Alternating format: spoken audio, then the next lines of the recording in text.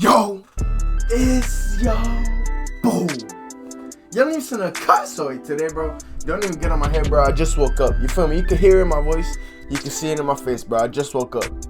It's fucking 9:57 in the morning.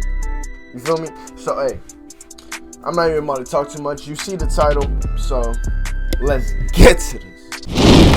Man, what's up, everybody? Welcome back to another episode of EOS. It's 1090 Jake, and I'm rocking with y'all, and y'all rocking with me. And for this video, we're going to be speaking on a 13-year-old that was making and selling ghost guns, was robbed by one of the buyers. They was making them? Bro, what the fuck? Bro, where is this story taking place at? If he's making, like, if it's in Mexico or some shit, that makes sense, because that nigga in, like, Don't Stop a Parts where motherfuckers show even, like, 9-year-olds, but in America, bro?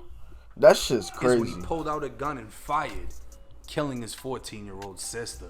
And anybody hearing that is gonna wonder where the were the parents. Well, I found out, and I've unraveled a dark family history. Let me guess. November 27th. I'm gonna make a prediction before he says. That motherfucker showed the kid how to make it. In 2021, watch. Douglas County sheriffs in Georgia received an emergency call at 2:35 p.m. reporting a girl shot at 3609 Vicky Lane. While on the phone, panic set in as the girl was slowly fading, and those around her understood if they waited for an ambulance, she would die. Rushing her into a vehicle, they'd made it to the Marathon gas station 2 minutes away as a boy got out of the vehicle and began begging anyone for help. Sheriffs arrived at the gas station observing two women in a vehicle with a girl who'd been shot. The cashier came out to a crowd of people around the girl, who now laid motionless on the concrete. Paramedics from a nearby ambulance performed CPR, while those who stared could only hope, but it was too late. 14-year-old Kyra Scott would die before making it to the hospital. Bro, that was the shorty that got killed? Bro, she was making ghost guns? Nah, that's it. That got it, bro. Sheriff spoke with 13-year-old Wilson Scott III, Kyra's little brother. Oh, never mind. Who was visibly That's distraught as he told sheriffs he was the one that shot his sister. He was just going crazy, seeing his, sister, not breathing. He was, crying. He was screaming.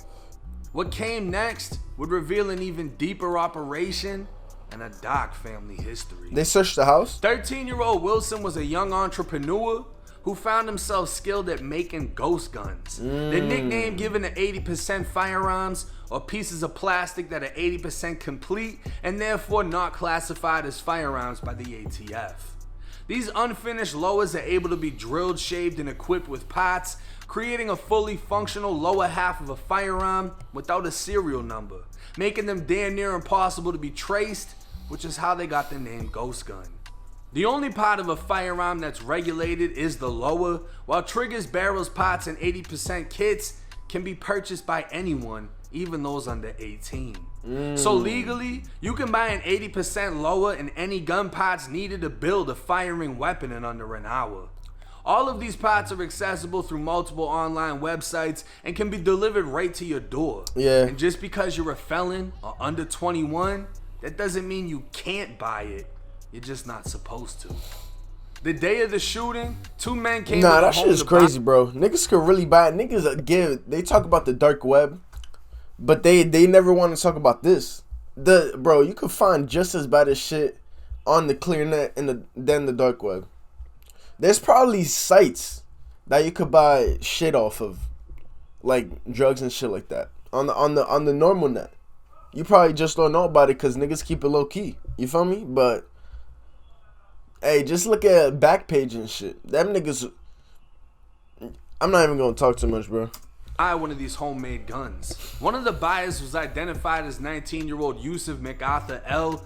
And when he was supposed to hand Wilson the money, he put the 13-year-old in a headlock, took the gun, and ran for the door. That's when Wilson grabbed a loaded 9mm handgun and opened fire in the direction of Yusuf, striking his sister in the right side of her chest. Yusuf and his friend ran off as Wilson and two relatives called 911. 2 days later, Yusuf was arrested and charged with a sudden snatch robbery and felony murder. What came as a surprise was the announcement that 13-year-old Wilson was now charged as an adult with murdering his sister. Both teens have been denied bond, with Wilson being housed in a youth detention center, even though he's charged as an adult. The main questions on everyone's mind is how was a 13-year-old able to order gun parts online unless he had access to a credit card? And even then, how was he able to sell guns out of the house with relatives in the home? As sheriffs have accused him of selling guns in over 3 different counties. I say all that to say this: where the fuck were the parents? Yeah. Wilson Brandon Scott is a 46-year-old inmate within the Florida Department of Corrections. That makes sense. So the dad, he's locked up in jail. And if y'all know on this channel, bro, my hairline really fucked up. I'm not gonna lie.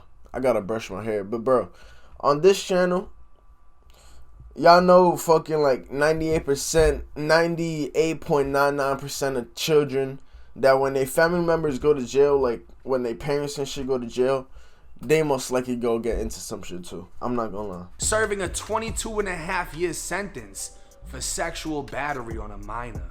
Bro. On November 10th, 2015, Wilson was living in Panama City Beach when one of his daughters had a friend stay the night. After dinner, his wife Ashley Scott took 2 kids to a local store for drinks, while Wilson stayed home with his youngest son, his youngest daughter, and the friend. He told his son to go take a shower upstairs, and his daughter was in the garage watching TV while he sat on the living room couch with the young girl. He asked to see her breasts, saying he likes her body. She said no, got up and went upstairs, staying in her friend's room until she got back from the store. When the wife came back, they'd all watch a movie in the living room before going to bed. The friend went to use the bathroom, but there was no toilet paper, and the only one tall enough to grab another roll on the top shelf was Wilson. She went and got him, and he grabbed her shirt and bra, exposing her breast, before she'd lock herself in the bathroom and eventually return to bed. Wilson would sneak into the bedroom 2 times that night, and the girl couldn't match his strength as he forced his hand down her pants. Bro. The girl texted 2 of her friends who told her to leave and said they'd pick her up.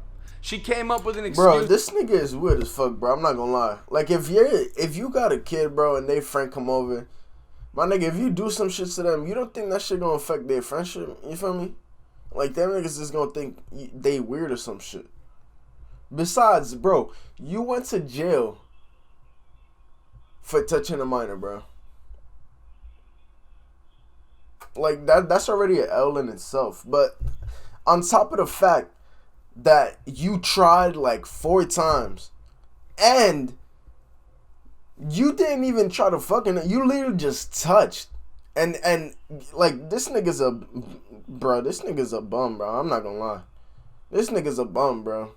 This nigga's really, but I imagine if it was a white nigga from the suburbs doing that shit, that they would have probably given that nigga parole.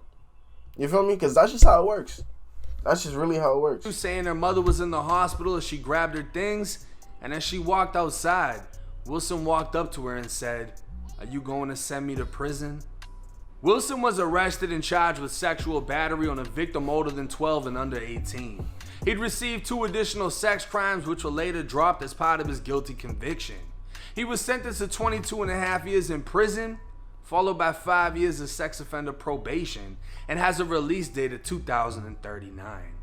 Before sentencing, witnesses on Wilson's behalf came to court asking for leniency. His brother Kevin Scott claimed he was the rock of the family. His wife Ashley was driving from Atlanta with their 5 kids, speaking to the court over the phone as she stated he is a wonderful father and needs to be home with his family, as she doesn't know how she'll do it on her own, but she defended his innocence. The family had recently moved to Douglas, Georgia, and it isn't known who all was living at the home at the time of the shooting. Investigators are looking into additional weapons charges for the 13-year-old and will most likely be obtaining warrants for cell phones and computers to determine the origins of the weapons parts and how they were purchased. The second robbery suspect in the case has not yet been charged and therefore has remained unidentified. Although Wilson was the one who fired the weapon, Yusuf committed a felony murder as the robbery he committed caused death. Now, this case is fucked in every sense. I'm kind of disgusted by how many people came to court on the father's defense. His niece was even saying all the bicycles used to be in front of his house because all the kids used to go over there. Everybody was defending him. I mean, bro, that's how it's always gonna happen. You feel me? Motherfuckers that's really close to them, especially family members, they not gonna want to accept it. You feel me? They always gonna fight. Like, it's like when a shooter goes to prison or some shit. They parents and mom, either they mom already knew they was into some shit and then they don't really care like that, or they didn't know and then they try to claim, oh, he's my baby, he was never like that, he was always caring, helping us. Like, that's just always how it's gonna be. You feel me? Because that's their parent at the end of the day. Them niggas gave birth to them, so they got a personal connection. It sounds like once he was out of the picture, the family was broken. The family had no structure. There's not really a public history on what exactly happened in the years to follow. But for you to have a 13-year-old inside of a house producing guns, you can watch videos on YouTube of these guns being built. You need tools. You don't just do this shit with a nail clipper and a file. You're gonna need some tools. You're gonna need a drill. So there's no way nobody heard these things if there's adults living in the home. I don't know if he only lived with his older sisters, his mother was there. But it also sounds like unless he's going to a flea market and buying 80% kits by the dozen, he was making online purchases, which means he had access to a credit card, which means somebody in his family may have been letting him do what he was doing and possibly even profiting off of the guns. Now, I'm sure he never meant to kill his sister. I'm sure he never meant to cause a situation like this. But this is the repercussion that comes with selling illegal weapons. As far as the 19-year-old robbing a 13-year-old, he's a piece of shit. But at the same time, this 13-year-old's an easy lick. It's like being 18, going into a state prison full of adults, and you got all the weed. You don't think you're going to get robbed once? You don't think nobody's going to try you? They're looking at you like you're the easiest fucking victim. Now, that little girl does have a GoFundMe, and even though I don't agree with what some of the family members did standing... Hey, that's it, everybody. When it's time to subscribe to the channel, you feel me? This video is crazy, you feel me? And the crazy part is, the little kid probably wasn't even profiting that much. You feel me? The parents was probably taking like 80% profit, giving the kid 20. And that shit, it's just crazy. They was probably using that nigga, expecting him, oh, if he gets caught, he's a kid. Nothing's gonna happen.